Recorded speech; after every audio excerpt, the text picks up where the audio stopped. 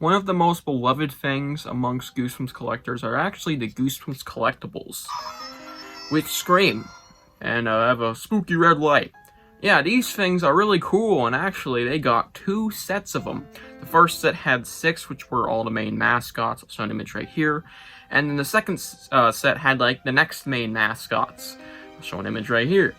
And yeah, the second set is extremely rare, but we're not talking about the second set today, nor the first set actually. We're going to be talking about what would have happened if there were to be a first set, or rather what books or monsters, rather, would they have picked to be our third set of Goosebumps collectibles.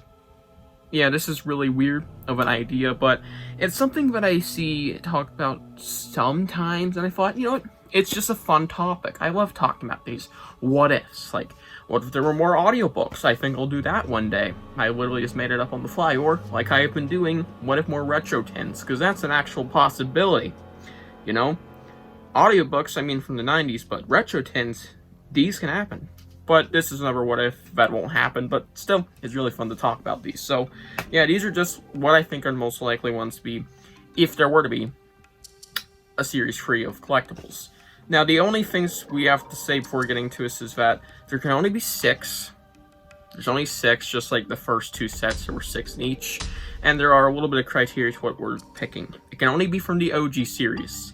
That includes Say Cheese and Die's Curly, because he wasn't actually in that book, but they wanted him in the set, so they just said he was from Say Cheese and Die, even though they probably knew he wasn't, just because, you know, skeletons. So we can include stuff like that, but there is none of that on this list, just specifically monsters from the OG series. And another thing is that they actually have to fit in the thing, like they can't be too small, like a gruel, it's a little sponge, but they can't be too big, because it would look weird if they were shrunken down in one of them, they wouldn't fit very well, like the Blob-A-Day everyone. So stuff like that are immediately eliminated. And I mean, if you wanted to, I guess you could do lawn gnomes where you could have multiple gnomes, but I decided not to include those because maybe you guys would want to say something. And before we get into this, tell me what you think would be the ideal set of 6 monsters for a series free of collectibles in the comments below. Now let's dig in. With my first pick, this was immediate, the Phantom. This makes perfect sense. It fits all of the boxes to be in the series free, and I am willing to bet a lot of money if this were to happen. Yeah, this makes perfect sense to fit in the series free collectibles.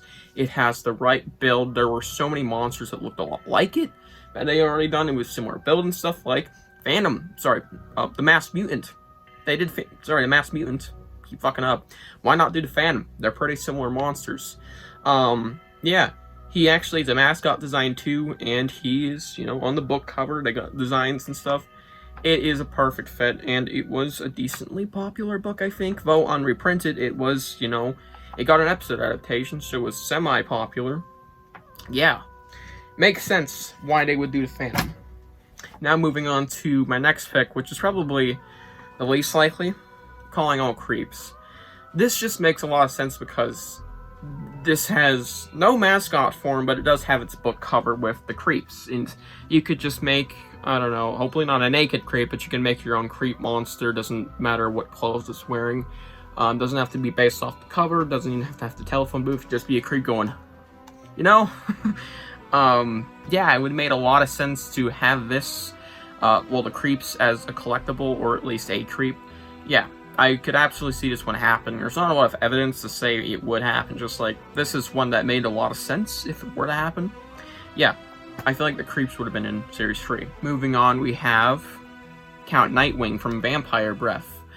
Count Nightwing is not really a mascot, and he's probably one of the lesser popular monsters from the OG series, but the reason I include him is because, well, he has a design. You could have made a vampire out of this, and it would have just felt like it would fit.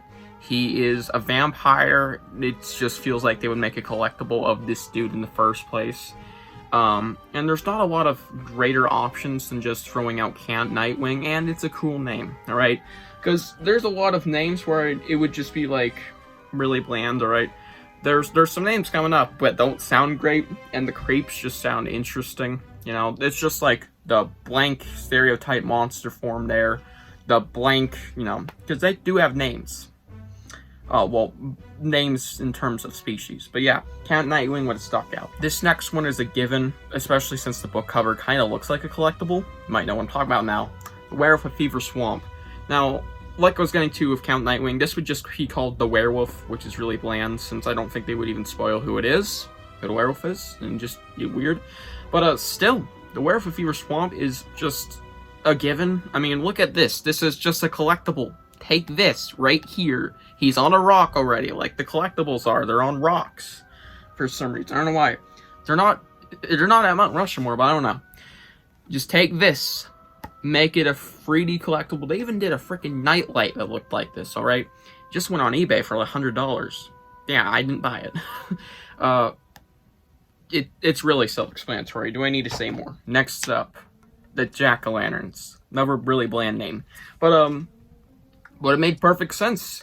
Especially since I believe this would have came out around, you know, the time... well... actually...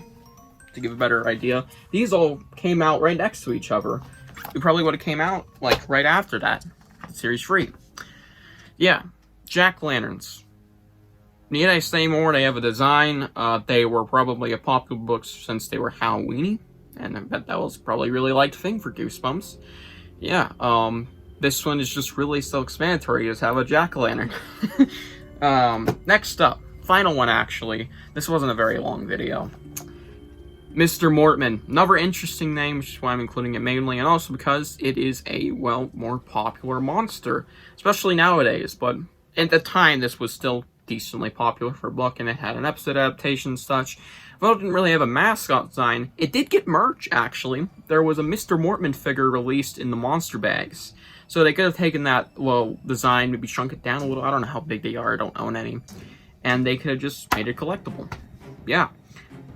It would have been really cool to see that monster design as collectible. You know, it just made perfect sense. Yeah. Need I say more? A lot of these are pretty self-explanatory. They feature some spooky monster on the cover, as you can see, that you could just turn into a full action figure, or rather one of these motherfuckers. So yeah, hope you guys enjoyed this video, and tell me what you think of my picks below, as well as what you think would be the ideal set of collectibles for Series 3. And I will see you guys in the next one. Bye.